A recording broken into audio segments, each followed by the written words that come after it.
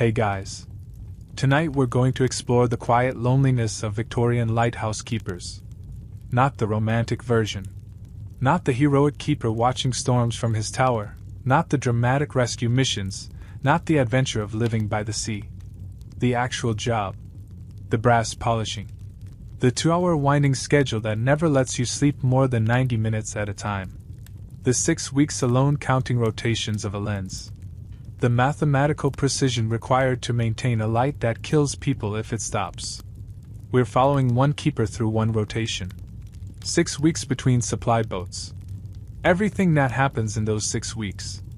The routine, the isolation, the responsibility, the slow understanding of what constancy actually costs. This is about boring work that turns out to be the most important work. Work that no one sees. Work that prevents disasters that never happen because the work is done correctly. If that sounds like something worth falling asleep to, consider subscribing. Drop your city and current time in the comments. Let me know you're out there, somewhere, also awake in the middle of the night. Now, let the darkness settle. Let the sound of the sea come in. Let the light begin its rotation. 4 seconds on. 4 seconds off. 15 times per minute. We're climbing now. 173 steps. You count every one. 173 steps. You count every one. The tender rocks against the landing platform 300 feet below. You've already said goodbye to the mainland? The relief keeper you're replacing climbs past you on the iron ladder. He doesn't meet your eyes. He's been here 42 days. The supply boat was delayed by weather. He doesn't say goodbye. Most don't. Your canvas bag smells of tar and salt. Everything you need for 6 weeks fits inside. 3 shirts. 2 pairs of trousers. Tobacco. A book you probably won't read. Coffee. The coffee is important. More important than the book. The ladder is bolted into granite. Each rung is 4 inches wide, wrapped in tar-soaked rope for grip. Your hands find the rhythm. Right hand. Left hand. Right foot. Left foot. The stone is gray, darker where water has stained it. Salt crystals catch the light. The afternoon sun hits the lens 300 feet above. You see fragments of rainbow on the stone. The lens is 4 tons of glass and brass. You don't know this yet. You'll learn it tonight when Morrison shows you how to wind the weights. Morrison is the principal keeper. He's 53. He's been keeping lights for 18 years. He started when he was 35, after his fishing boat went down in a storm. The lighthouse that saved his life was manned by a keeper who'd fallen asleep. The light had gone out for 20 minutes. Morrison's boat drifted onto rocks. 3 men died. Morrison decided then that lights should never go out. He's been proving that for 18 years. The iron ladder gives way to stone stairs inside the tower. The transition is sudden. Outside, wind, light, the sound of the sea. Inside, silence, darkness, the smell of oil and stone. 173 steps spiral up the interior. The walls are granite, 3 feet thick at the base. Someone has scratched numbers into the stone at irregular intervals. 14, 23, 67, 89. You don't know what they're counting yet. You will. Your boots echo. The sound bounces between the walls. You hear yourself climbing. This is what loneliness sounds like. One person in a stone cylinder, making noise to prove they still exist. Morrison is waiting at the top. He doesn't waste time on pleasantries. He shows you where everything is kept. The oil stores. The cleaning supplies. The logbook. The regulation manual from Trinity House. The spare wicks, stored in oilcloth. The brass polish. The lens cloths, which must never, never, touch anything but the lens. He shows you the living quarters. 2 rooms, one above the other. A bed. A table. A stove. A chair. A shelf for books. A cabinet for supplies. Everything is bolted down. In storms, the tower sways. You'll feel it. Furniture that isn't bolted moves. He shows you the light. The lantern room is all glass and brass. The lens floats on a mercury bath, perfectly balanced. 4 tons of glass, rotating on liquid metal. You can turn it with one finger.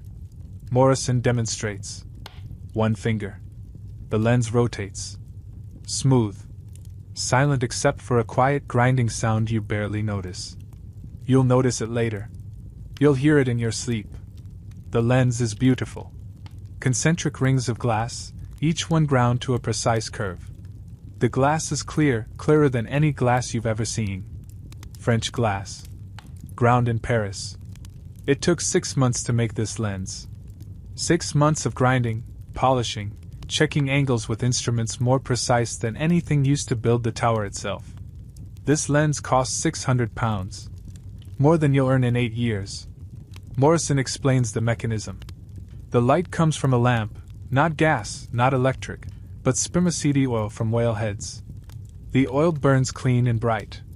The lens captures the light and throws it 23 miles across the water.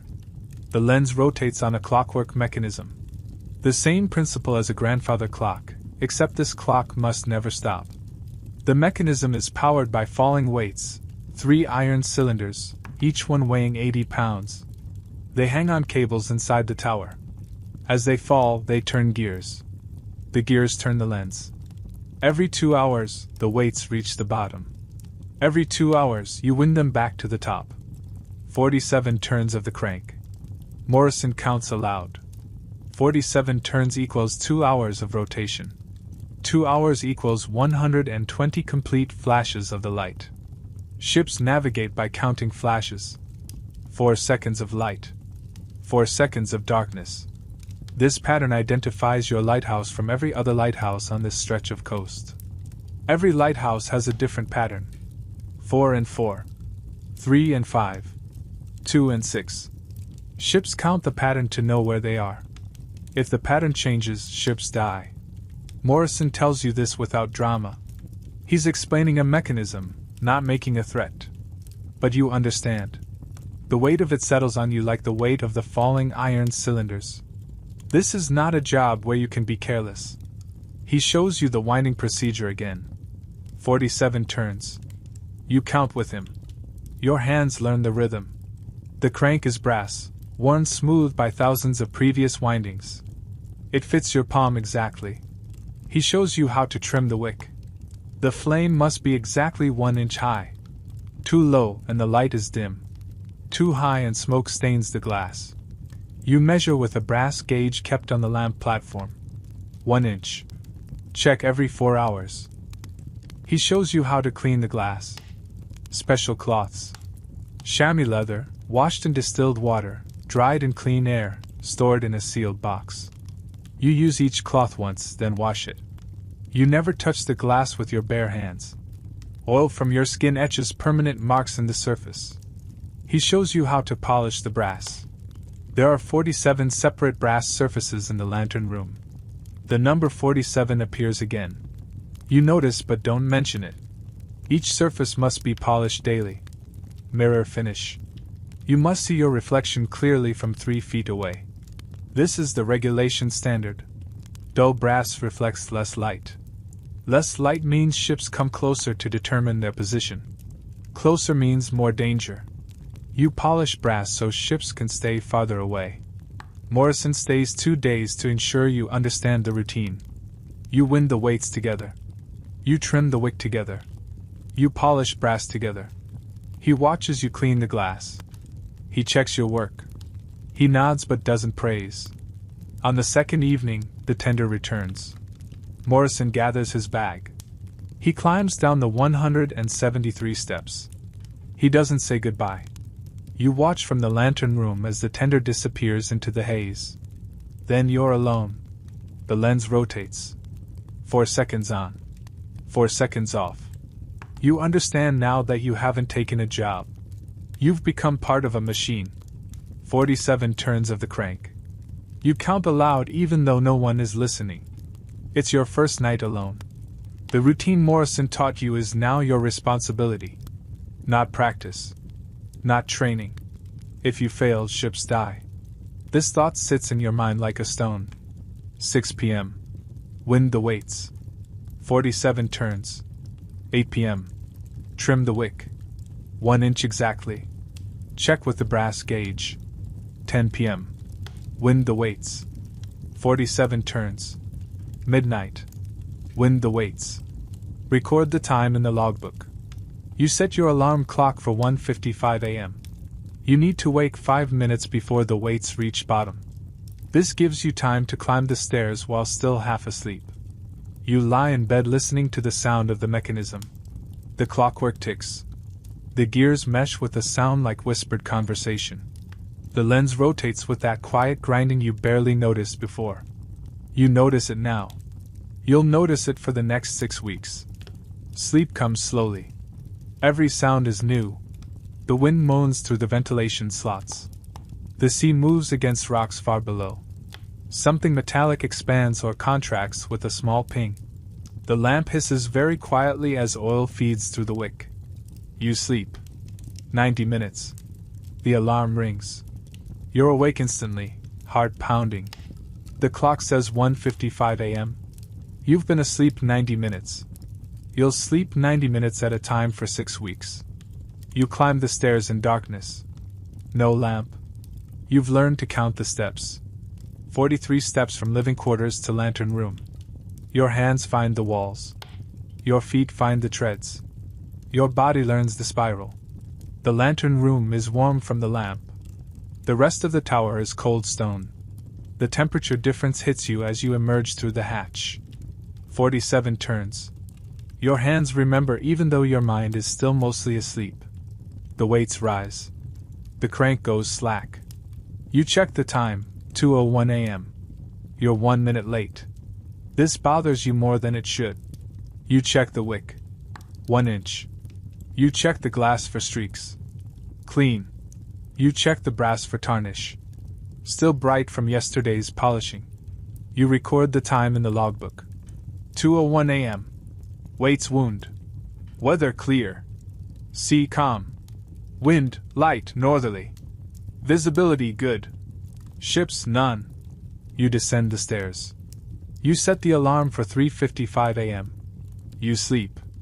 90 minutes. This is your life now. 2-hour intervals. Sleep.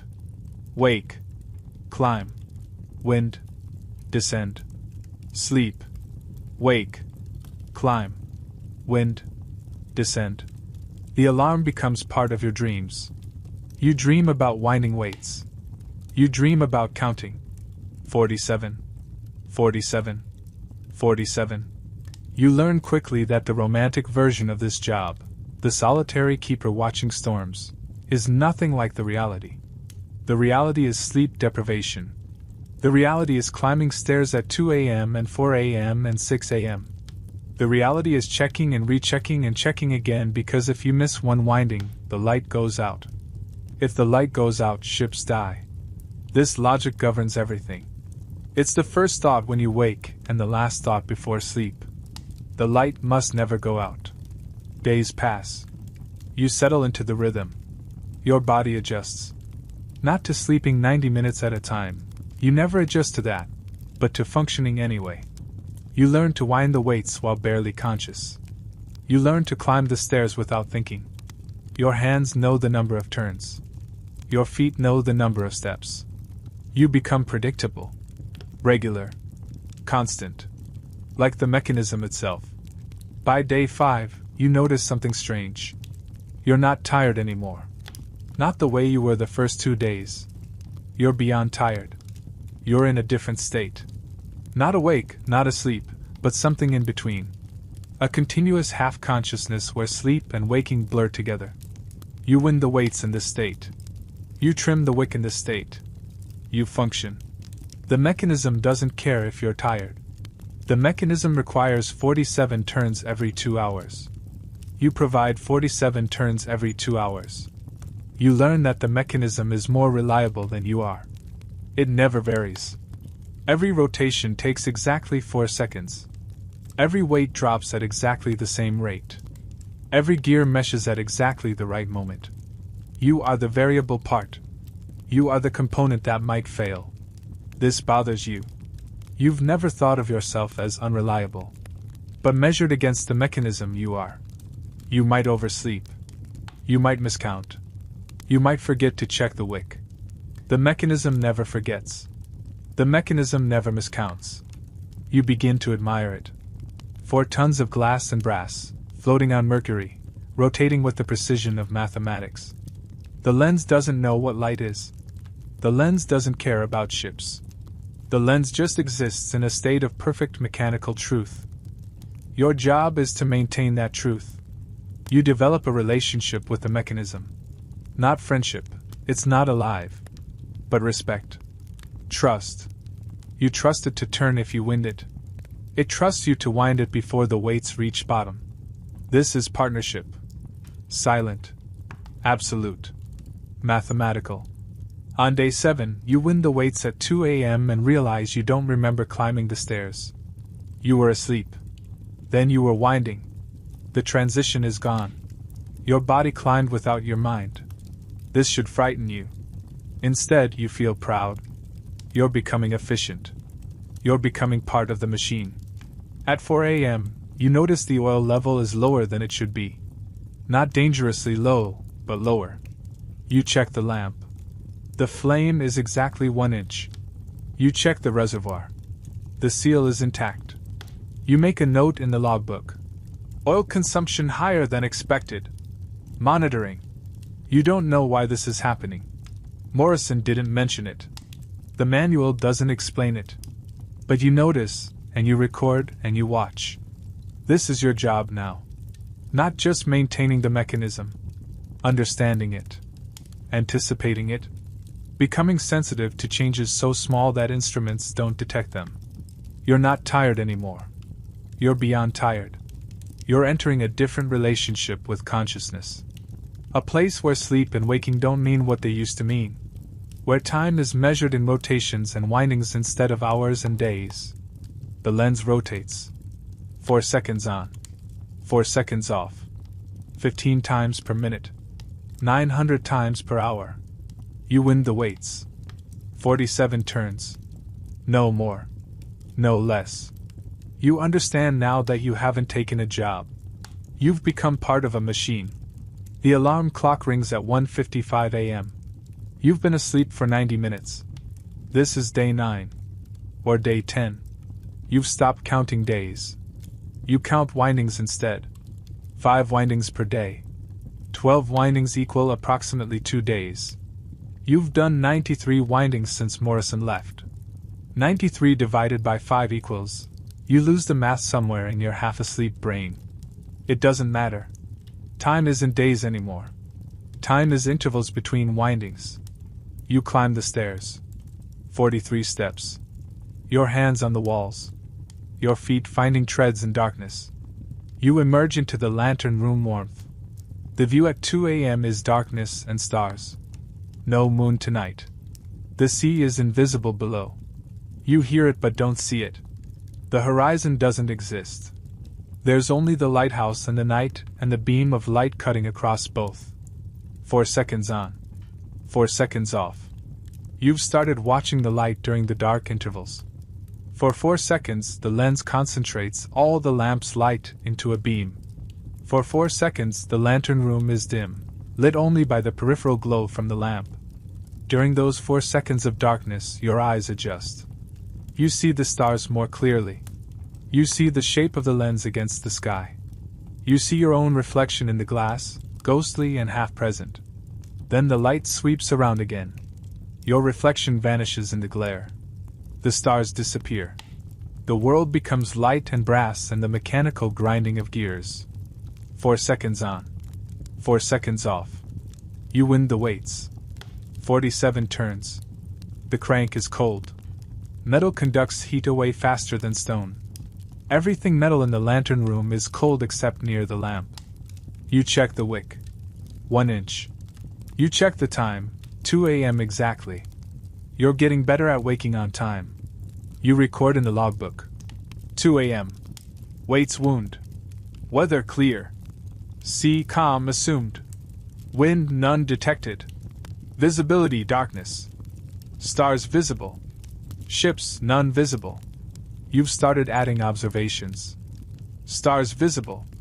Sea calm assumed. The manual doesn't require these details. But you're alone with the logbook. The logbook is your only conversation. You tell it things. You descend. You set the alarm. You sleep. But sleep is different now. You're dreaming about rotations. You're dreaming in 4-second intervals. Light. Dark. Light. Dark. Your dreams pulse with the rhythm of the lens. You wake at 3:55 a.m. You climb. You wind. 47 turns. You descend. You set the alarm. You sleep. You wake at 5:55 a.m.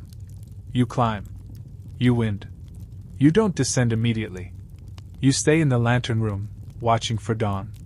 The sky changes slowly. Not sunrise, that's still an hour away. But the quality of darkness changes. The stars fade not because light drowns them, but because the sky itself is becoming less black. Deep blue. Then gray blue. Then gray. The horizon appears. A line you couldn't see 5 minutes ago now divides sea from sky. The sea is dark gray. The sky is lighter gray. The boundary between them is absolute.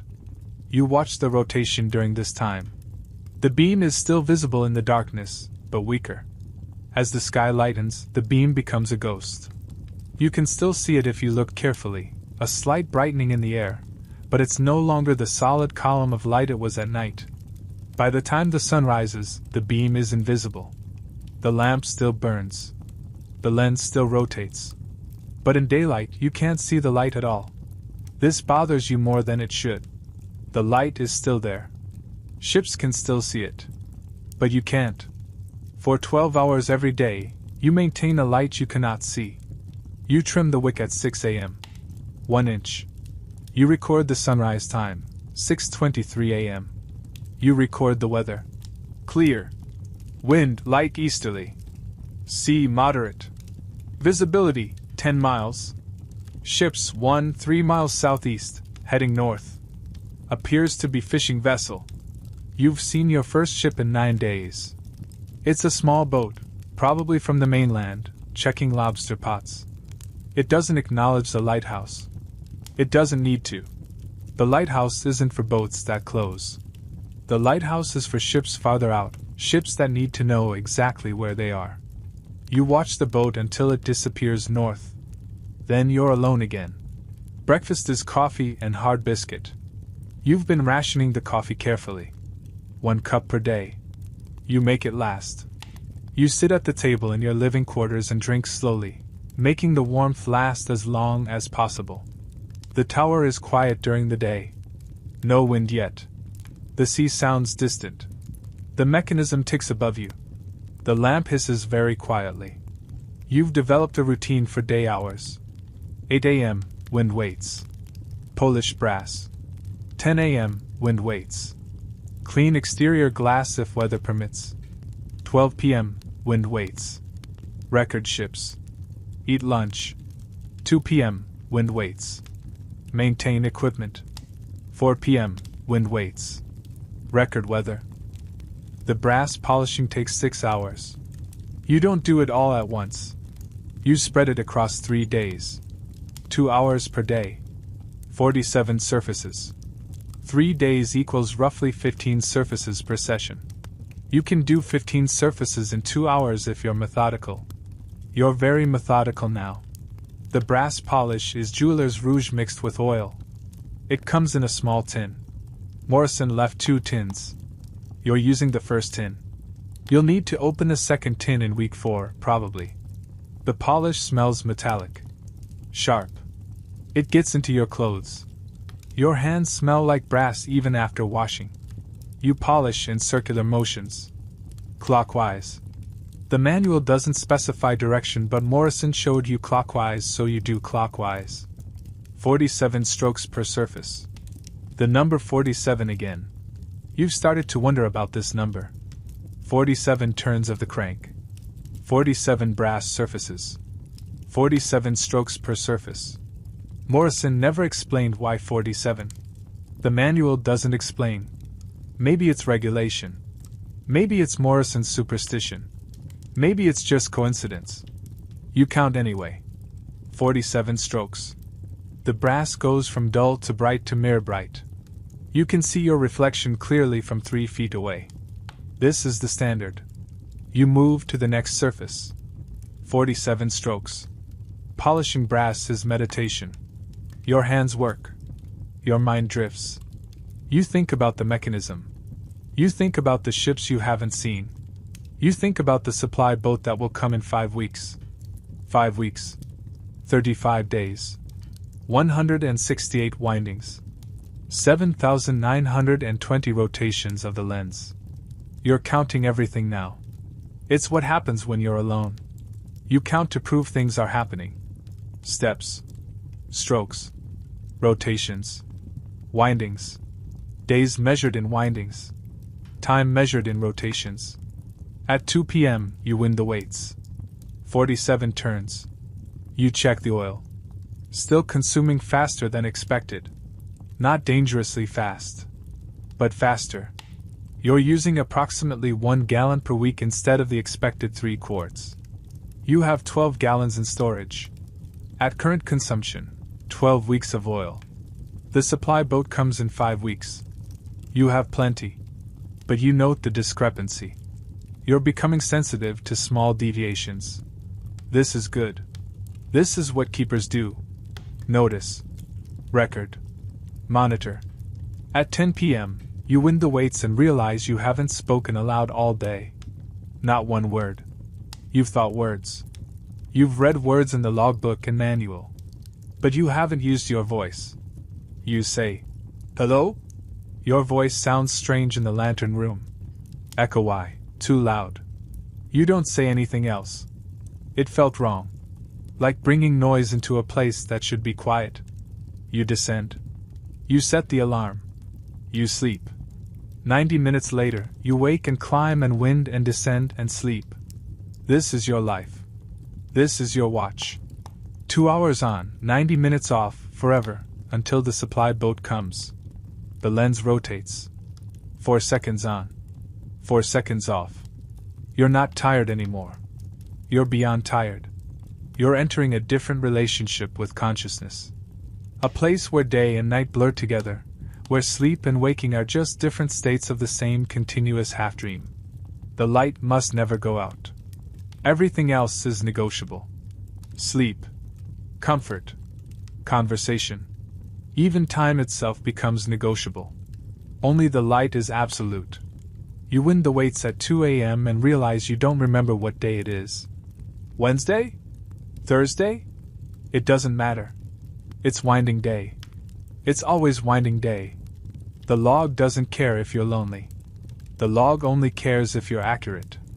There are 47 separate brass surfaces in the lantern room that require daily polishing. You've counted them. Twice. Both counts came to 47. Mirror finish. This is the regulation standard.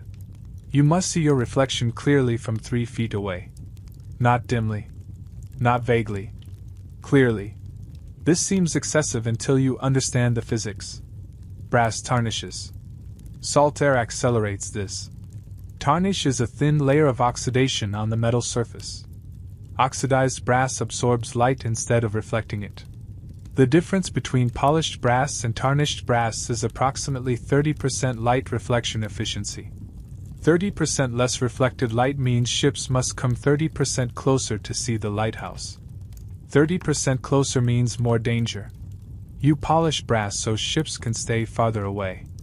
This makes sense mathematically. But mathematics doesn't make polishing for 6 hours less tedious. It's day 14. You're in the second week. You've settled into a routine. Morning watch, 6 a.m. wind, breakfast, polish brass for 2 hours. Midday watch, 10 a.m. wind, clean glass, lunch, 12 p.m. wind.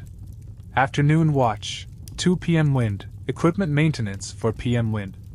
Evening watch, 6 p.m. wind, dinner, 8 p.m. wind and wick trim. Night watch, 10 p.m. wind, sleep 90 minutes, 12 a.m. wind, sleep 90 minutes, 2 a.m. wind, sleep 90 minutes, 4 a.m. wind, sleep 90 minutes. 5 complete rotations of day and night. 12 windings per 24 hours. 7 days makes 84 windings. You've done 168 windings since Morrison left. That's exactly 14 days. You're pleased that the mathematics works out. The brass polish smells metallic and sharp. The base is jeweler's rouge, iron oxide powder, essentially controlled rust, mixed with light oil and a small amount of ammonia. You apply it with cloth, work it in circular motions, then buff to brightness with clean chamois. Surface 1, the lamp housing base. Circular. 8 inches in diameter. Apply polish. 47 clockwise strokes. The brass goes from dull gold to bright gold to mirror gold. You can see your reflection. Your face looks thin. You haven't looked in a proper mirror since Morrison left. The brass shows you hollow cheeks, darker circles under eyes, hair longer than you usually keep it. You look like a lighthouse keeper. Surface 2, the lamp platform railing. Also circular. 47 strokes. Polish. Buff. Move on. Surface 3, the wick trimming tool bracket. Small. Detailed. Requires careful work around the mounting bolts. 47 strokes takes longer on complex surfaces. You work methodically. Surface to surface. No rushing. Rushing causes mistakes. Mistakes mean you miss spots. Missed spots mean tarnish. Tarnish means less light. Less light means dead sailors. This logic chain plays in your head constantly now. Every action connects to the final consequence. Sloppy polishing kills people. Missed windings kill people. Dirty glass kills people. Everything you do or fail to do has weight. You've never been responsible for lives before. Not like this. Not mathematically. By surface 15, your hands are tired. The circular motion strains muscles in your forearm. You switch hands. Polish with left hand for a while. Your left hand is less efficient, but it gives your right hand rest. You've learned to think about efficiency. Everything must be sustainable. You can't polish so hard that your hands give out before 47 surfaces are done. You can't hurry the windings and risk miscounting turns. You can't stay awake at night and risk sleeping through the alarm. Everything must be measured. Paced. Sustainable. By surface 25, you're in a rhythm. Hand to cloth. Cloth to surface. Circular motion. Count strokes. 1, 2, 3. You count subconsciously now. Your mouth doesn't move, but your brain counts. 47. Buff. Next surface. This is meditation. Your hands work. Your mind drifts. You think about the lens. 4 tons of glass. 6 months of grinding. Master craftsmen in Paris spent half a year creating this lens. Grinding each section to precise curves. Checking angles with instruments. Polishing to optical clarity. That lens is the accumulated labor of probably 10,000 hours of skilled work. Your job is to maintain it. To keep it clean. To keep it rotating. To keep the brass around it bright so it reflects light efficiently. You're not just maintaining equipment. You're maintaining the culmination of thousands of hours of human precision. The lens grinders in Paris will never see this lighthouse. They don't know your name. But you're connected to them through the object they created. They ground glass for 6 months. You polish brass every day. Different work. Same purpose. Light must reach ships. This thought makes the brass polishing feel less tedious. You're part of a chain. Lens grinders in Paris. Keepers in lighthouses. Sailors counting flashes. All connected through mathematics and light. Surface 34. Surface 35. Your hands are cramping now. You stop to rest. Open and close your fists. Shake out your arms. Drink water. The water is slightly stale. It's been in the tank for 2 weeks. But it's still good. You have plenty of water. The rain collection system works well. Back to polishing. Surface 36. By surface 40, you're tired. But not just tired. Satisfied tired. The kind of tired that comes from work completed correctly. The lantern room is bright with reflected light. Every brass surface gleams. The lens itself is clean, you cleaned it yesterday. The glass is perfect. The brass is perfect. The mechanism is running perfectly. You've created perfection. Temporary perfection. Tomorrow the brass will start to tarnish again. In 3 days you'll need to polish again. But right now, in this moment, everything is exactly as it should be. Surface 47. 47 strokes. Buff. Done. You stand back and look at the lantern room. Light comes through the glass, hits the brass, reflects and multiplies. The whole room glows. This is what you've created. Not drama. Not adventure. Just clean brass and clean glass and a mechanism that runs exactly on time. You record in the logbook. 2 p.m. Brass polishing completed. All surfaces to standard. Weather clear. Sea moderate. Wind fresh westerly. Ships none visible. You don't write. I'm proud of this work. The logbook isn't for feelings. But you are proud. You've learned that boring and important are not opposites. Sometimes boring is exactly as important as it needs to be. Weather, fresh breeze SW by W. Sea moderate. Visibility 4 miles. Ships none. This is day 21. 3 weeks exactly. You know because you counted windings and divided by 12. 252 windings equals 21 days. The logbook sits on the desk in your living quarters. It's a heavy book. Leather cover. Thick pages. Trinity House crest stamped on the front. Inside, pre-printed forms. 1 page per day. Spaces for recording wind direction, wind speed, sea state, visibility, ships, maintenance performed, oil consumed, weather observations, unusual events. You fill it in 6 times per day. 6 a.m., 10 a.m., 2 p.m., 6 p.m., 10 p.m., 2 a.m. Every winding gets a log entry. The log is proof you exist. Proof you're doing the work. If something happens, if a ship wrecks, the first thing investigators check is the logbook. Was the light functioning? Was the keeper maintaining it properly? The log answers these questions. A keeper whose log is accurate and complete might be believed if something goes wrong. A keeper whose log has gaps or errors will not be believed. The log is your defense against accusations you'll probably never face. But probably isn't certainly. So you maintain the log with the same precision you maintain the light. Wind direction requires a compass. You have one mounted in the lantern room. It's gimbaled so it stays level even when the tower sways. You read it from the east window. Today, southwest by west. You write, SW by W. Wind speed requires judgment. The Beaufort scale has 13 categories. Calm. Light air. Light breeze.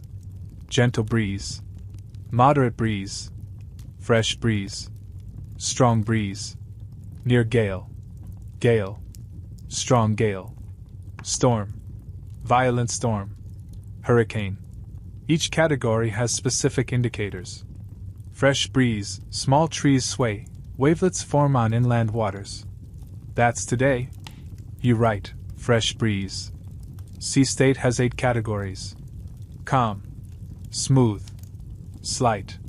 Moderate. Rough. Very rough. High. Very high. Phenomenal. Phenomenal is theoretical. You've never seen phenomenal. Morrison has. He said phenomenal means waves tall enough to hide ships. Waves that hit the lantern room 300 feet up. Waves that make you think the tower might actually break. Today is moderate. Waves 4 to 8 feet. Some whitecaps. You write moderate. Visibility is estimated in miles. How far can you see before the horizon blurs? Today 4 miles. The haze is heavier than yesterday. You write 4 miles. Ships, you scan the visible water methodically. North. Northeast. East. Southeast. South. Southwest. West. Northwest. Back to north. This takes 3 complete rotations of the lens. 12 seconds per scan. You see no ships. You write none. Maintenance performed, brass polishing, surfaces 1 to 15. Wick trimmed. Weights wound 6 times. You write this. Oil consumed. You check the reservoir. You filled it 3 days ago. It's down by approximately 1 quart. You write 1 QT since last entry 3 days. The oil consumption is still higher than expected. You're averaging 2 gallons per week. The manual says 1.5 gallons. You've noted this discrepancy every day for a week. You don't know why consumption is high. The flame is regulation height. The wick is clean. The reservoir doesn't leak. But something is using more oil. You're watching it. Recording it. This is what keepers do. Weather observations, additional notes about the day. Today you write, haze increasing from southwest. Barometer falling slowly. Possible weather change in 24 to 48 hours. The barometer is mounted next to the compass. It's a mercury column in a glass tube. High pressure, good weather. Low pressure, bad weather. The boundary between high and low is 30 inches of mercury. The barometer today reads 29.8 inches. Yesterday it was 29.9. The day before 30.1. Falling pressure means weather coming. Probably rain. Possibly storm. You note this. Unusual events. Most days this is blank. Today is blank. Unusual means ships in distress, unusual wildlife, equipment malfunction, injury, illness, or anything else that deviates from routine. Your life is routine. This is good. Unusual events are problems. Problems threaten the light. The light must not be threatened. You sign the log entry. Your signature is required. Proof you made these observations personally. Proof you were present in doing your duty. You close the logbook. The leather creaks. The book is heavy in your hands. You flip back through previous pages. Your handwriting fills every line. 3 weeks of observations. The handwriting changes slightly day to day. Some days it's neat. Some days it's shaky, the 2 a.m. entries, written while half asleep. But it's all there. Complete. Accurate. You flip further back. Morrison's handwriting.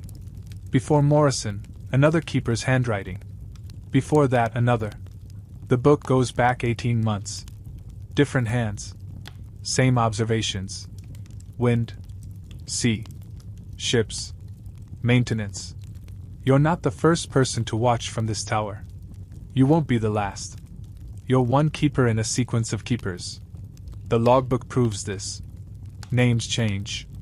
Handwriting changes. The observations stay the same. This is oddly comforting. You're alone, but you're not alone. Every keeper who sat at this desk faced the same sea, the same wind, the same responsibility. You read Morrison's last entry before he left. Weather clear. Sea calm. Relief keeper arrived 2 p.m. All systems functional. Log complete. Simple. Factual. No emotion. This is the correct tone for logbooks. You read an entry from 9 months ago, different keeper. Weather gale. Sea very high. Lantern room glass cracked, southeast panel. Temporary repair with tar and canvas. Light maintained. Request replacement glass with next supply. The glass was replaced. You can see the newer panel. It's slightly clearer than the others. This keeper, you don't know his name, did his job correctly. Glass cracked. Light stayed on. He fixed it well enough to survive until proper repair. Then he requested proper repair. This is competence. This is what the job requires. You wonder where that keeper is now. Still keeping lights? Retired? Dead? The logbook doesn't say. The logbook only records the work. You flip to your current page again. You read today's entry. It looks like the entries from previous keepers. Same format. Same observations. Same careful handwriting. You're part of the pattern now. One more keeper maintaining one more light. Recording wind and sea and the slow passage of time. The log doesn't care if you're lonely. The log only cares if you're accurate. You're accurate. You've been accurate for 21 days. You'll be accurate for 21 more. The supply boat is due in 3 weeks. Weather permitting. You write in the margin. Supply boat due approximately day 42. This note isn't required. But it helps you. The calendar means little when every day is the same. But days until supply boat matters. That's the only future that exists. The arrival of the supply boat. New supplies. Fresh food. Maybe letters. Maybe news from shore. 3 weeks. 21 days. 252 more windings. You can count that. You're good at counting now. The lens rotates. 4 seconds on. 4 seconds off. You record this in your mind, if not in the logbook. Everything gets counted. Everything gets recorded. This is life when you're alone with nothing but brass and glass and the regular mechanical grinding of gears. You close the logbook. You check the time. 2:47 p.m. 13 minutes until the next winding. You wait. This is also part of the job. Waiting for the next task. Marking time between duties. The wind picks up outside. You hear it in the ventilation slots. The sound changes pitch. Higher wind speed makes higher pitch. You've learned this. You'll note it in the next log entry. The log is your conversation with time. You speak to it 6 times per day. It never answers back. But it listens. It records. It remembers. When you're gone, the log will remain. Future keepers will read your observations. They'll see your handwriting. They'll know someone was here, watching the sea, maintaining the light. This is immortality of a sort. Not glory. Not fame. Just evidence of work done correctly. The log doesn't care if you're lonely. The log only cares if you're accurate. You're accurate. This has to be enough. The barometer has been falling for 2 days. Now the wind arrives. Day 24. Morning. The glass reads 29.2 inches. Yesterday it was 29.5. The day before, 29.8. Pressure is dropping half an inch per day. This is fast. Fast means strong weather. You've been preparing. Extra lamp oil in the lantern room storage. Extra wicks. Spare parts for the mechanism. Food that doesn't require cooking in case you can't leave the lantern room. Water in sealed bottles.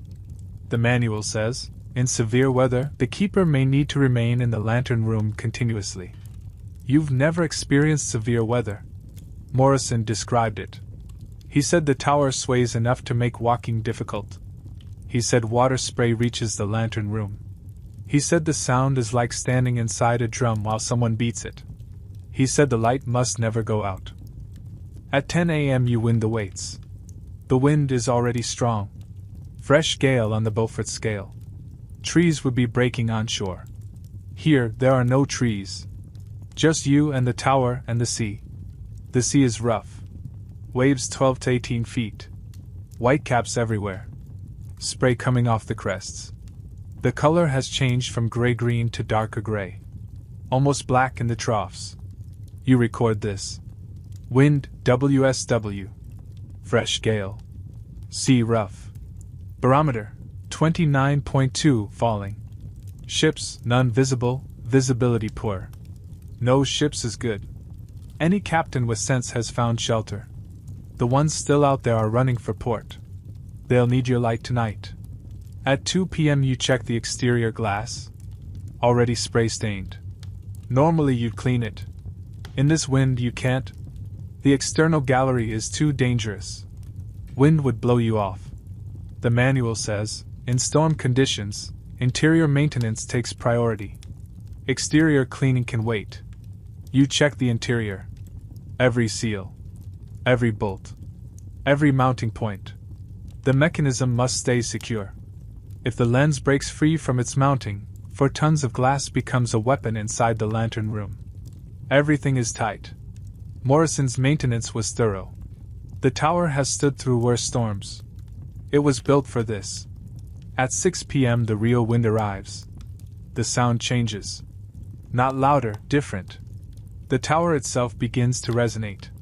Morrison said some lighthouses sing in high winds. This one moans. A low frequency that vibrates through the stone. You wind the weights. 47 turns. Harder now. Your body is compensating for the sway. The tower is moving. Not much. Maybe 3 inches at the top. But you feel it. Your inner ear notices it. The lens continues rotating. Perfectly steady. 4 seconds on. 4 seconds off. The mercury bath isolates it from the tower's movement. 4 tons of glass floating on liquid metal doesn't care that the tower is swaying.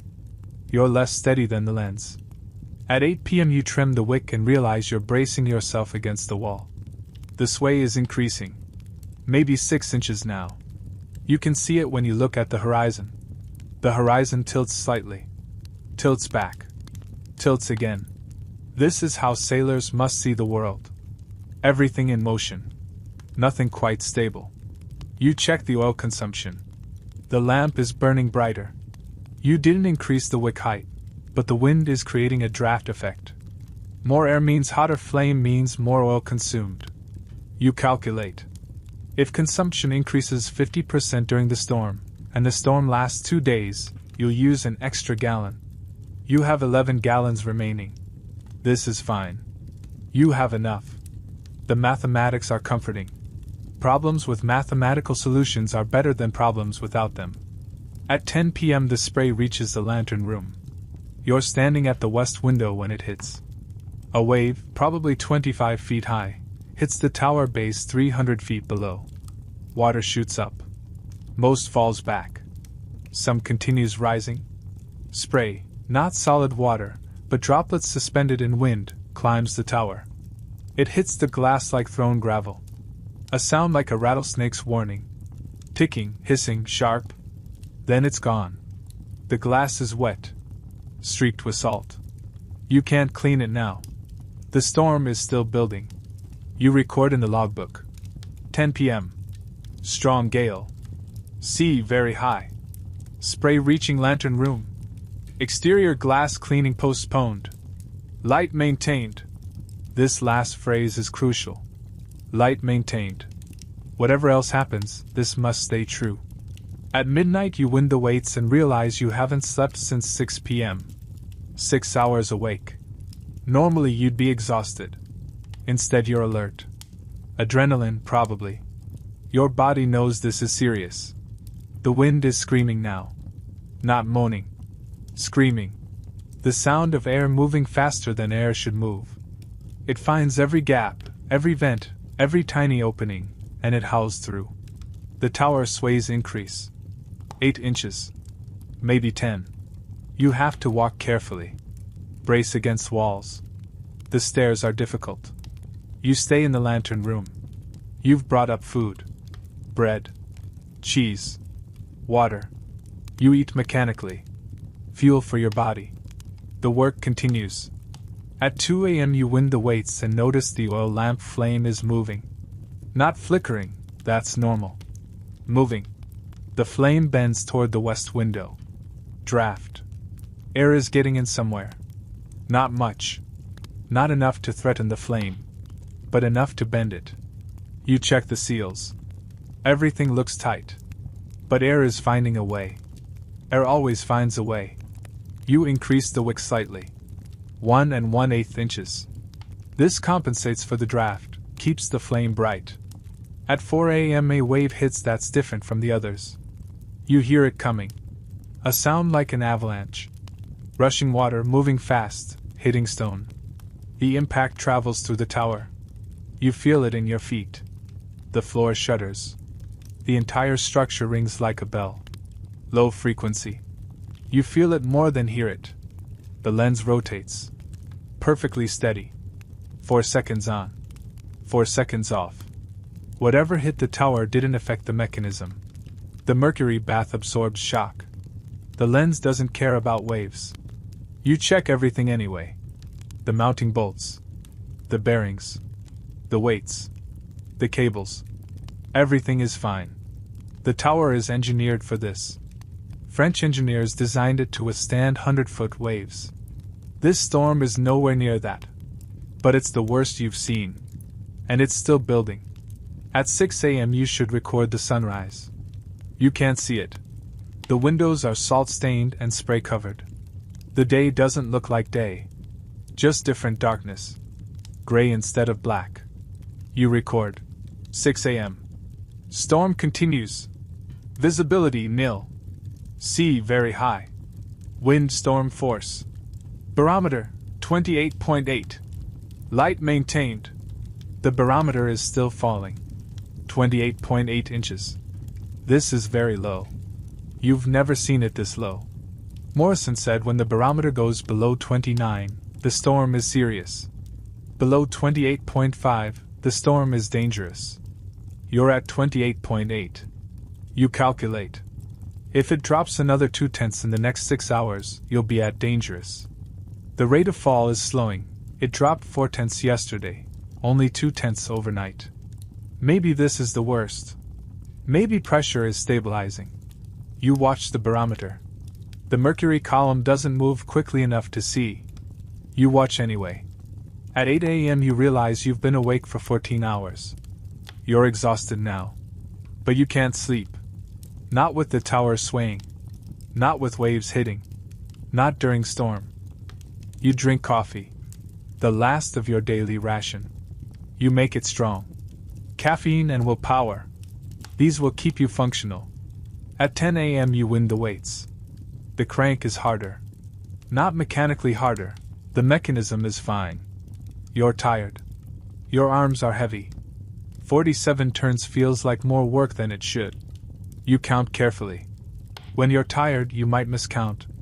1, 2, 3. You count aloud now. Your voice sounds strange against the wind. Small. Human. Temporary. The wind doesn't care about your voice. The wind is eternal. The wind was here before the tower and will be here after. You're temporary. The wind is permanent. 47. The weights are wound. The mechanism continues. The light rotates. At noon the barometer stops falling. 28.7 inches. It hasn't risen. But it hasn't fallen for 2 hours. This is good. This might be the worst of it. The wind is still storm force. The sea is still very high. But if pressure is stabilizing, conditions should improve in 12 to 24 hours. You record this. You note the barometer stability. You note your own fatigue. Keep her awake 18 hours. Condition functional. Light maintained. The logbook doesn't require you to note your condition. But if something goes wrong, investigators will want to know. Were you capable? Were you paying attention? You were. You are. You will remain so until the storm passes. At 2 p.m. you eat again. Bread. Cheese. Water. Your hands shake slightly. Fatigue. Adrenaline wearing off. You're running on caffeine and will. At 4 p.m. you check the oil.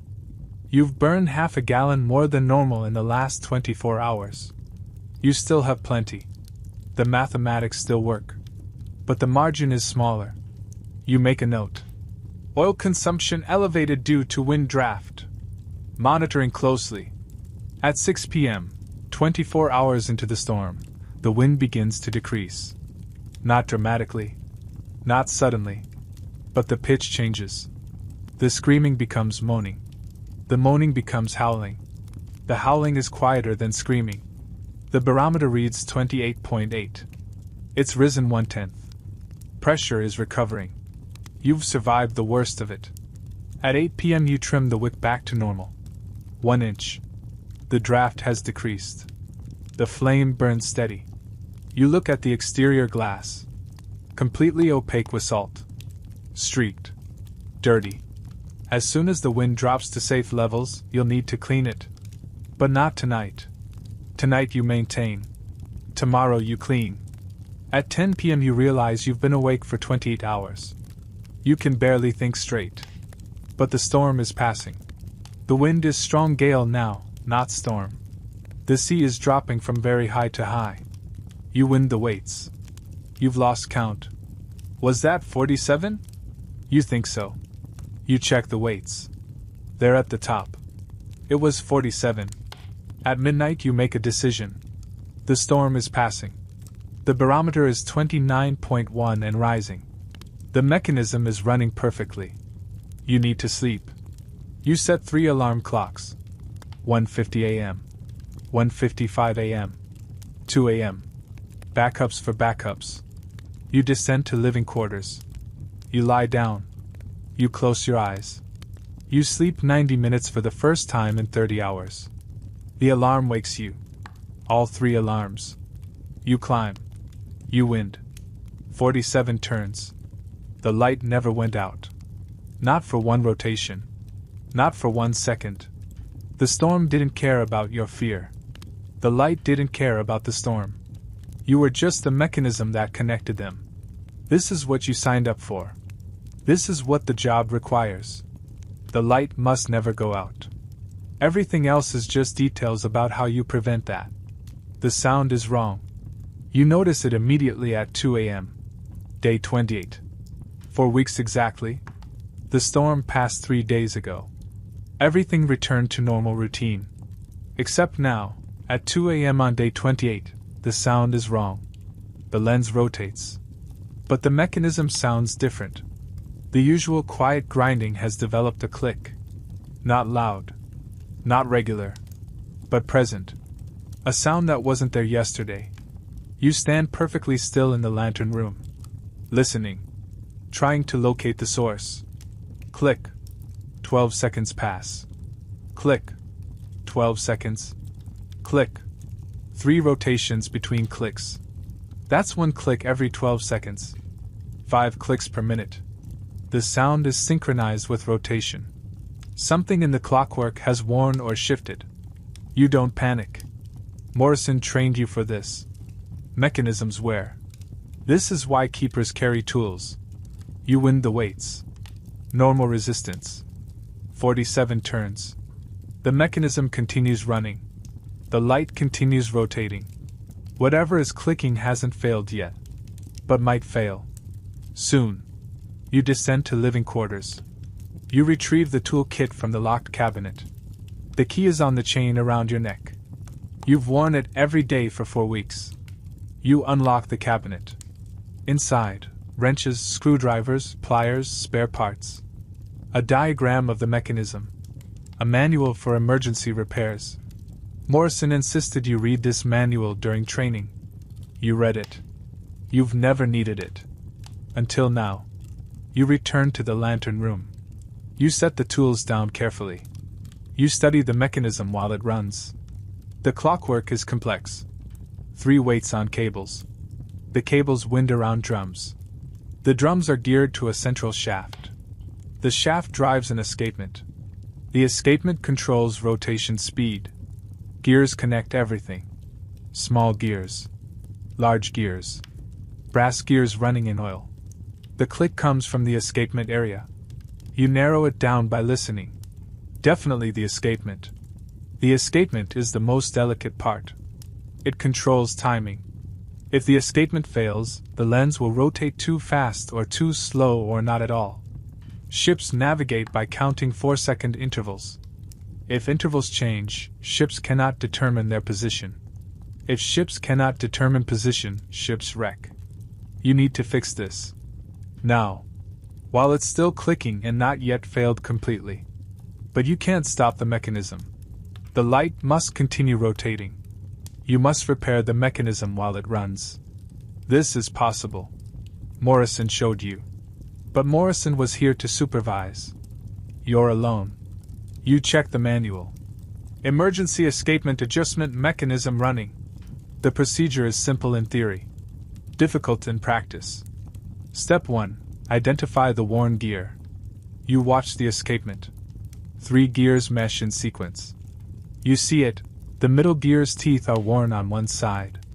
Not badly. Just enough to cause occasional catch. That's the click. Step 2. Reduce weight load to minimum. This slows rotation and reduces stress on gears. You release one of the 3 weights completely. This cuts power by 1/3. The lens slows. The rotation interval increases from 4 seconds to 6 seconds. This is wrong. Ships count 4-second intervals. But this is temporary. For the repair. Step 3. Access the escapement housing. You remove 4 bolts. The housing comes away. The gears are exposed, running. Oil glistens on brass. The mechanism is beautiful even while failing. Step 4. Clean and realign the worn gear. You have a special tool for this. A small pick with a shaped tip. You carefully insert it between the gears while they rotate. You catch the worn gear at the right moment in its cycle. You lift slightly. This reduces pressure on the worn teeth. The clicking stops. You hold the pick steady. Your hand must not shake. If you slip, the pick enters the gears wrong. If that happens, the gears jam. If the gears jam, the light stops. Your hand does not shake. You hold the position for 3 complete rotations. 18 seconds. The gear runs clean. No click. Step 5. Apply fresh oil. You have a tiny oil can, specially designed for precision lubrication. You apply 1 drop to the worn gear. The oil spreads. The gear runs smoother. Step 6. Replace housing. For bolts. You tighten carefully. Even tension. Don't over-tighten. Brass threads strip if over-tightened. Step 7. Restore full weight load. You re-engage the 3rd weight. The mechanism accelerates. Power returns. The lens speeds up. 4 seconds on. 4 seconds off. The correct interval. You watch for 5 minutes. No clicking. The repair holds. You record in the logbook. 2:30 a.m. Escapement gear were detected. Emergency maintenance performed. Mechanism running normally. Light maintained. Light maintained. The most important phrase in lighthouse keeping. You sit on the floor of the lantern room. Your hands are shaking now. Not during the repair. After. Adrenaline finding release. You fixed it. Alone. In darkness. While the mechanism ran. You fixed it, and the light never stopped. Morrison would approve. He might not say anything. Morrison rarely praised. But he would approve. You check the time, 3:15 a.m. You've been working 45 minutes. You missed the 3 a.m. winding window. You win now. 47 turns. Late but done. You descend to living quarters. You should sleep 90 minutes. Instead you lie awake, replaying the repair in your mind. What if the pick had slipped? What if the gear had jammed? What if the light had stopped? But it didn't. You were competent. You were careful. You did the work correctly. This is what competence means. Not preventing all problems. Problems are inevitable. Wear happens. Mechanisms age. Parts fail. Competence is knowing what to do when prevention isn't enough. You sleep eventually. Not 90 minutes. Maybe 60. The alarm wakes you. You climb. You wind. The mechanism runs perfectly. No one will ever know how close it came to failure. The logbook notes it. Escapement gear were detected. But that phrase doesn't convey the reality. It doesn't convey your hands working between rotating gears and lamplight. It doesn't convey the mathematics of failure and repair and disaster avoided. The logbook is accurate but not complete. This is true of all logbooks. They record facts without recording the weight of those facts. You win the weights at 6 a.m. The dawn is clear. The sea is calm. The storm is 3 days past. The mechanism runs perfectly. To any observer, nothing is wrong. Nothing was ever wrong. But you know. Something was wrong. You fixed it. The light never went out. No one will thank you. No one knows. The supply boat will arrive in 2 weeks. The inspectors will check the mechanism. They'll see the fresh oil on the escapement gear. They'll note it. Recent maintenance, adequate. Adequate. You fixed the failing mechanism at 2 a.m. alone in a tower using tools by lamplight, while the mechanism continued running because the light must never stop. Adequate. But adequate is the highest praise in lighthouse keeping. Adequate means the light stayed on. What else matters? You clean the tools. You return them to the cabinet. You lock the cabinet. You hang the key around your neck. The lens rotates. 4 seconds on. 4 seconds off. Perfect interval. Perfect light. You fixed it. The light never went out. No one will ever know how close it came. This has to be enough. The supply boat was due yesterday. The western sky stays empty. Day 42. 6 weeks exactly. 504 windings. 12,096 rotations. This is when the supply boat comes. Except it doesn't come. Yesterday you watched from dawn until dark. No boat. Today you've been watching since 6 a.m. It's now 2 p.m. Still no boat. The weather is clear. The sea is moderate. Visibility is excellent. If the boat were coming, you would see it. The boat is not coming. You check your supplies. This is mathematical. Facts, not panic. Food, enough biscuit and preserved meat for 12 more days. Maybe 15 if you ration carefully. Coffee, gone. You finished it 3 days ago. You've been drinking water since then. Tobacco, gone. You ran out a week ago. You miss it more than coffee. Tobacco helps pass time. Oil, 9 gallons remaining. Current consumption, 1.5 gallons per week. 9 gallons equals 6 weeks of fuel. This is fine. You have plenty of oil. Water, plenty. The rain collection system works well. You have 17 gallons in storage. More rain is forecast. Water is not a concern. The mathematics are clear. You can survive. Food will run low, but not out. Oil is sufficient. Water is sufficient. You can wait. But how long? Morrison told you about delays. The longest he knew, Bishop Rock Lighthouse, 1869. Relief keeper delayed 67 days. The keeper ran out of coffee by day 30. Out of tobacco by day 35. Out of fresh food by day 40. He rationed dry goods. He burned furniture when coal ran out. The light never went out.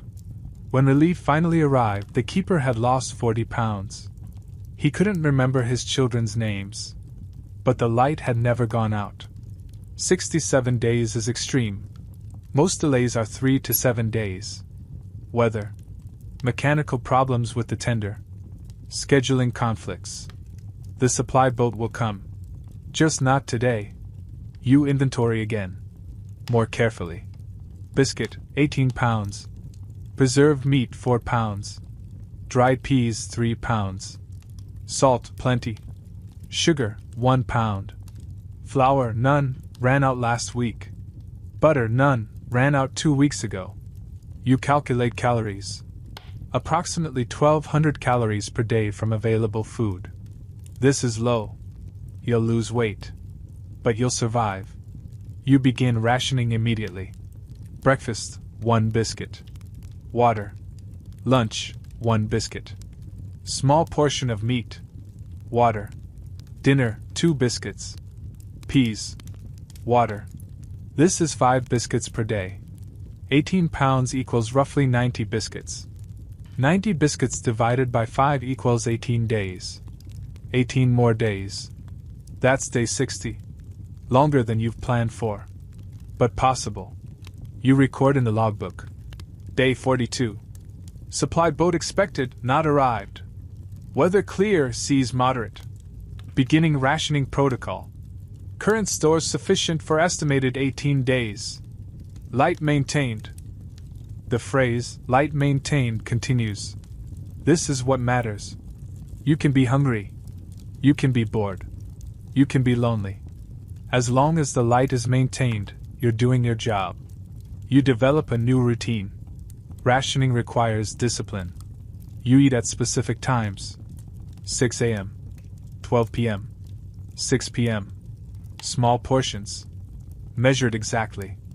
The hunger isn't bad at first. You've been eating simply for 6 weeks. Your body is adapted to basic food. Reducing portions is uncomfortable but manageable. Day 43. Still no boat. You watch from every winding. 6 times per day, you scan the horizon. Nothing. Day 44. No boat. The western sky stays empty. You're hungry now. Not starving. Just constantly aware of food's absence. The biscuits are dry. The meat is salty. The peas take forever to soften. You eat slowly, making small portions last as long as possible. Day 45. Still no boat. You check the barometer. High pressure. Stable weather. The delay isn't weather. It's something else. Mechanical failure of the tender?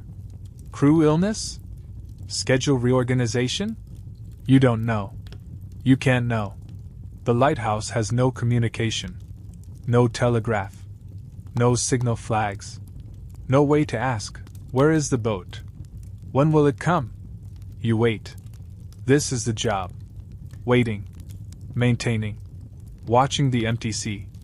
Day 46. You finish the meat. You're down to biscuits and peas. The peas are tedious. They must soak for hours, then boil for hours. The stove consumes coal. You're rationing coal too. You cook once per day now. Large pot of peas. Eat them throughout the day. The peas taste like nothing. Texture is mushy. But they're calories. They keep you functional. Day 47. You inventory again. Biscuits, 60 remaining. That's 12 more days at current ration. Peas, enough for 20 days. Oil, 8.5 gallons. Still plenty. You're not in danger. You're uncomfortable. There's a difference. The logbook continues. Day 47. Supply boat 5 days overdue. Stores adequate. Physical condition functioning.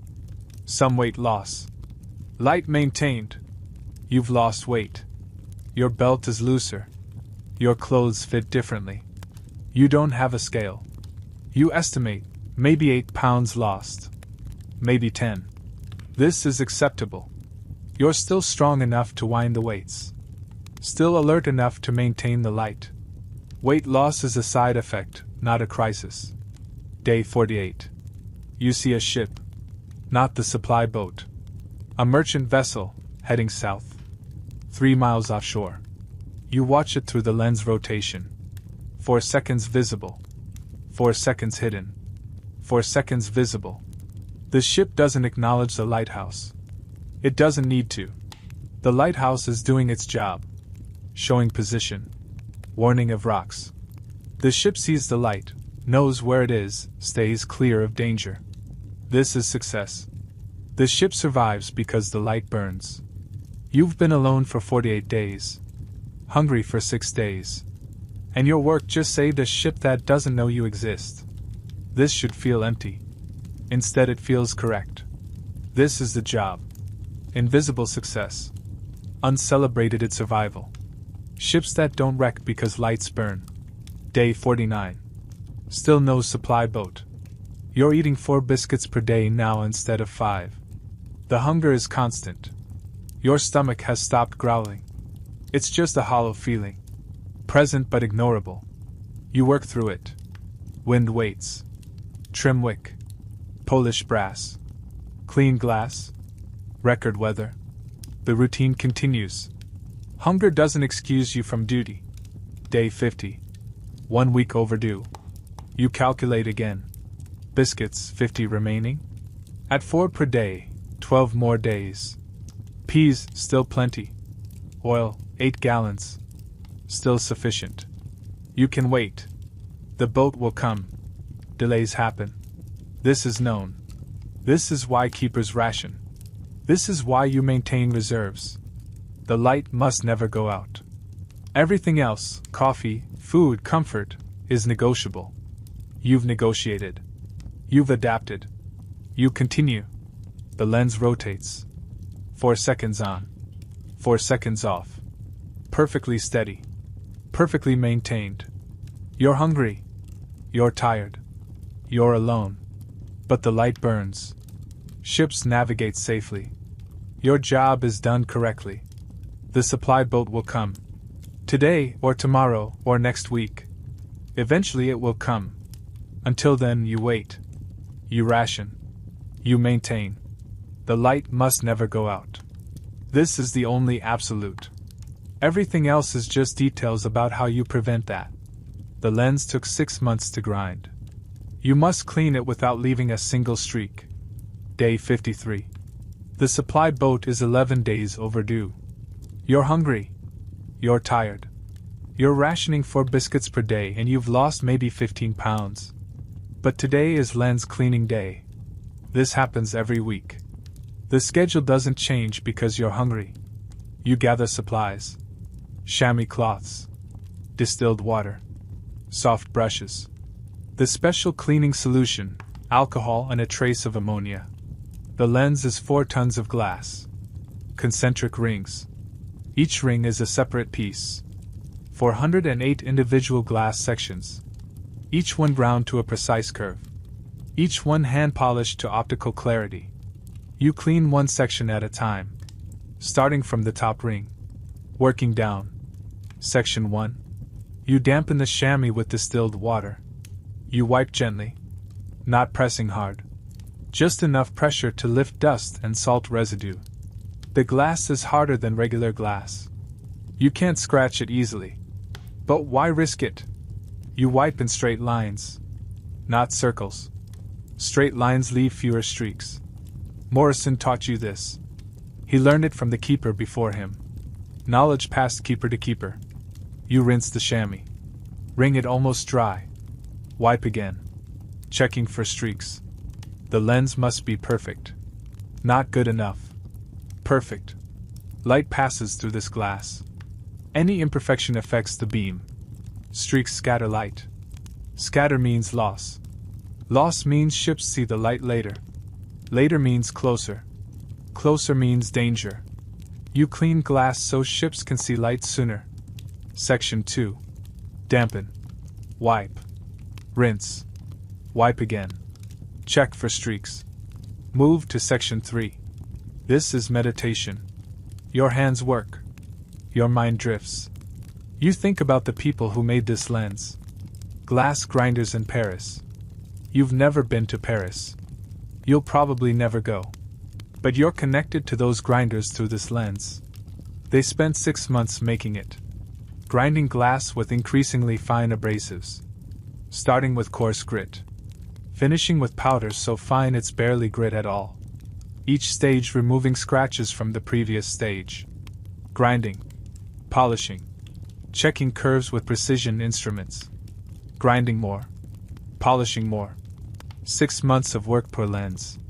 4 lenses per Lighthouse, the main lens and 3 spares. 2 years of work total. Multiple craftsmen. Master grinders who apprenticed for years before touching glass this expensive. All that work. All that precision. All that expertise. Your job is to maintain it. To clean it. To keep it rotating. To preserve the accumulated labor of thousands of hours of skilled work. Section 15. Section 20. Section 30. Your hands are tired. The same motion repeated. Dampen. Wipe. Rinse. Wipe. Check. Move on. But this is important work. Maybe the most important work you do. The mechanism can be repaired. The brass can be replaced. The tower can be rebuilt. But this lens is unique. If it breaks, another takes 6 months to make. 6 months without this lens means 6 months with reduced light. Reduced light means increased danger. You're not cleaning glass. You're maintaining irreplaceable precision. Section 50. Section 75. Section 100. You're halfway through. You pause. Drink water. Rest your hands. The hunger is present. Always present. But ignorable during work. Work focuses the mind. Hunger is just background noise. You resume cleaning. Section 101. The glass is beautiful. When clean, it's almost invisible. You can see through it without noticing it's there. This is the goal. Perfect transparency. Light passes through without interruption, without distortion, without loss. The Paris grinders achieved this. You maintain it. Section 150. Section 200. You're into the lower rings now. These sections are larger. More surface area. More time per section. Your back aches from reaching. Your arms ache from the repetitive motion. You ignore this. The lens must be clean. Section 250. Section 300. The sun is setting outside. You've been cleaning for 8 hours. Interrupted only by windings. You clean between windings. 2 hours, wind waits. 2 more hours, wind waits. Continue. The lens rotates while you clean it. Slowly. 4 seconds visible, 4 seconds hidden. You time your work to the rotation. Clean the section when it faces you. Wait 4 seconds. Clean the next section when it rotates into position. This is rhythm. This is patience. This is the accumulated expertise of years of lighthouse keeping condensed into 1 day of cleaning. Section 350. Section 400. Almost done. Your hands hurt. Your shoulders hurt. Your back hurts. The hunger is more noticeable now. Work was a distraction. With work nearly complete, hunger returns. You ignore it. 8 more sections. Section 408. The last section. You clean it carefully. Perfectly. No streaks. You step back. You look at the lens. All 4 tons of it. All 408 sections. All perfectly clean. Light enters from the lamp. Passes through the glass. Emerges as a beam so bright you can't look at it directly. The beam extends 23 miles across the water. Ships that distance away see this light. See it clearly. See it exactly on time. 4 seconds on. 4 seconds off. Because you cleaned glass for 8 hours. Because glass grinders in Paris spent 6 months making this lens. Because this work matters. You record in the logbook. Day 53. Lens cleaning completed. All sections to standard. Supply boat 11 days overdue.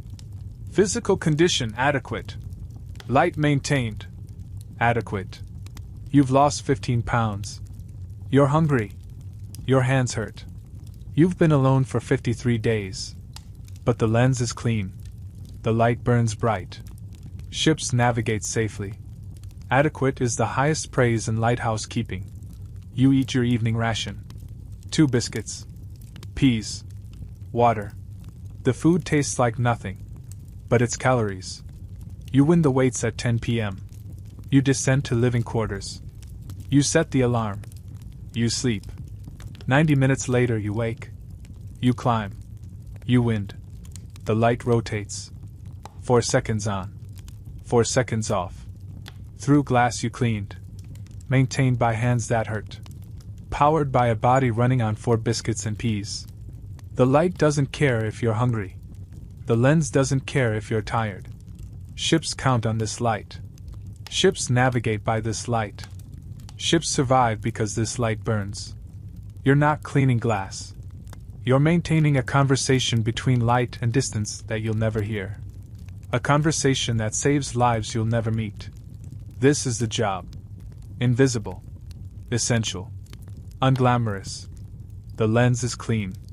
The light burns bright. This has to be enough. The tender appears at dawn. You've been awake since 4 a.m., watching for it. Day 55. 13 days overdue. You're down to 40 biscuits and peas. You've lost probably 18 pounds. You're lightheaded sometimes. But functional. The tender is a dark shape against the gray water. Small. But growing larger. Moving toward the lighthouse. You watch from the lantern room. You've been watching every dawn for 13 days. Today, finally, something arrives. The tender reaches the landing platform. Men tie it off. You recognize the routine. Supply boat protocol. They're here. You should feel relief. Instead you feel strange. Disconnected. You've been alone for 55 days. Other people seem unusual now. Their voices will sound wrong. Their presence will feel intrusive. But they're here. They have food. They have letters, maybe. They have news from shore. You descend the stairs. 173 steps. Your legs are weaker than they were. Weight loss. Reduced calories. You notice but don't care. You're functional. That's sufficient. The relief keeper is young. Maybe 25. He climbs the ladder with his canvas bag. Eager. Confident. You see yourself 8 weeks ago. He reaches the platform. You nod. He nods. No words yet. You lead him up the stairs. In the lantern room, you show him the mechanism. The winding procedure. 47 turns. The wick trimming. 1 inch exactly. The brass polishing. The lens cleaning. He listens. He nods. He asks questions. You answer. Your voice sounds strange to you. You haven't spoken in 55 days. Words feel awkward. The supply master arrives with cargo. New oil. New food. New supplies. He's shocked by your appearance. You all right? You look thin. I'm functional. The light never went out. We were delayed. Tender broke down. Repairs took 2 weeks. We sent word to Trinity House, but there's no telegraph here. I know. He unpacks supplies. New biscuits. New meat. Coffee. Tobacco. Fresh water. Coal. Oil. Everything you've been rationing. You take inventory with him. Checking each item. Recording in the logbook. All supplies accounted for. All in good condition. The relief keeper watches the lens rotate. 4 seconds on. 4 seconds off. He's fascinated. Everything is new to him. You remember this feeling. Wonder. Excitement. The romance of lighthouse keeping. He doesn't understand yet. In 8 weeks he will.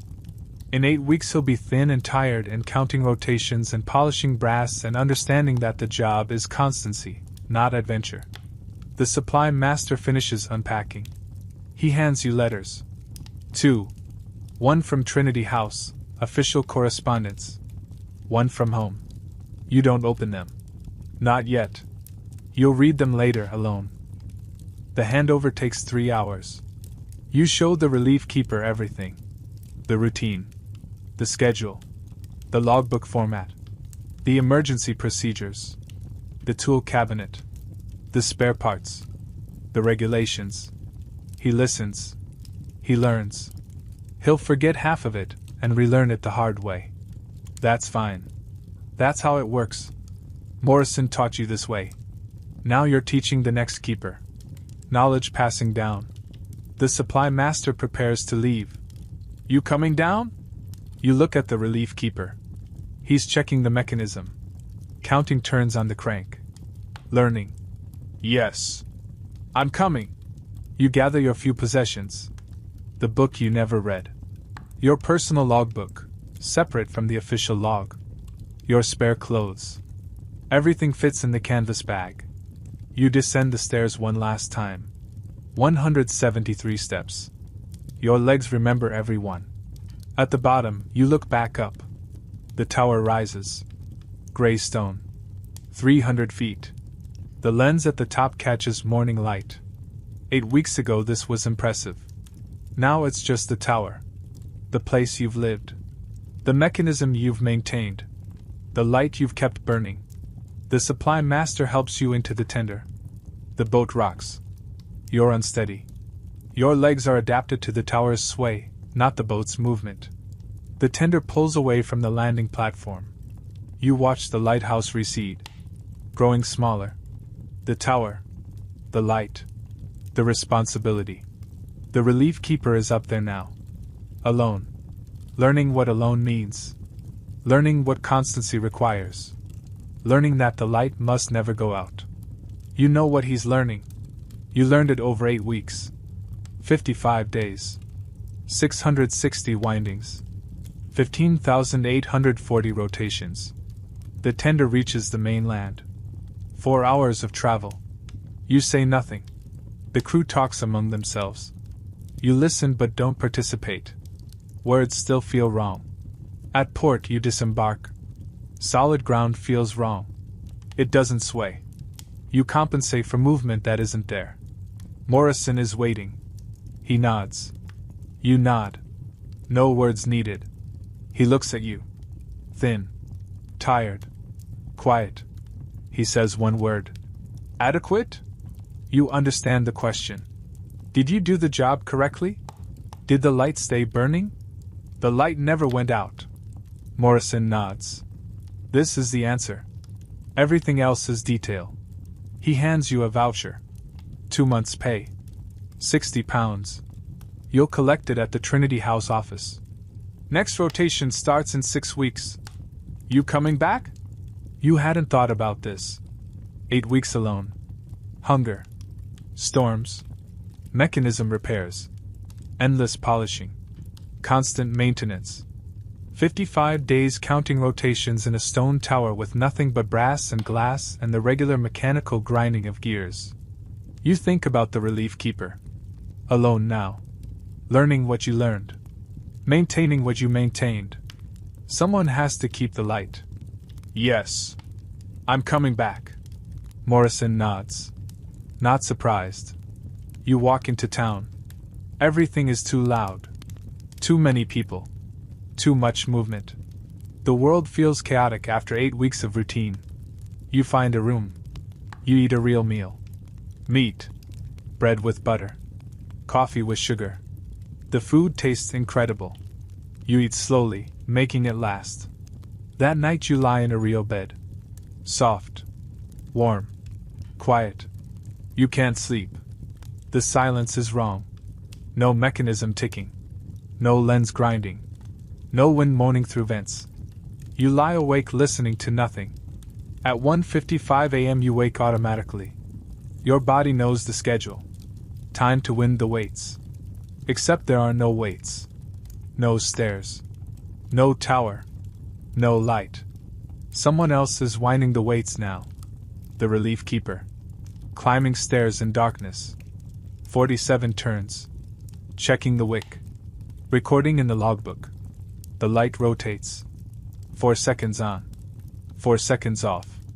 Whether you're there or not. This should feel like freedom. Instead it feels like absence. You spent 8 weeks maintaining constancy. Now you're the variable part. You left. The light continues. This is correct. The light is more important than any keeper. The light is eternal. Keepers are temporary. You think about the relief keeper. Does he understand yet? Probably not. It takes weeks. But he will. He'll understand that the job isn't adventure. It's mathematics. It's brass polish and lens cleaning and 47 turns every 2 hours. It's constancy without reward. It's invisible success. He'll understand that boring work is often the most important work. The work no one sees. The work that prevents disasters that never happen because the work is done correctly. 6 weeks from now, you'll climb those stairs again. You'll wind those weights. You'll maintain that light. Because someone has to. The light must never go out. This is what you signed up for. This is what the job requires. You close your eyes. You count rotations in your mind. 4 seconds on. 4 seconds off. 15 times per minute. Eventually you sleep. Thanks for drifting off with us tonight. The Victorian Lighthouse system was one of the most reliable safety networks ever created. Between 1850 and 1900, lighthouse-related shipwrecks decreased by 73% around the British Isles. This wasn't because of dramatic rescues or heroic interventions.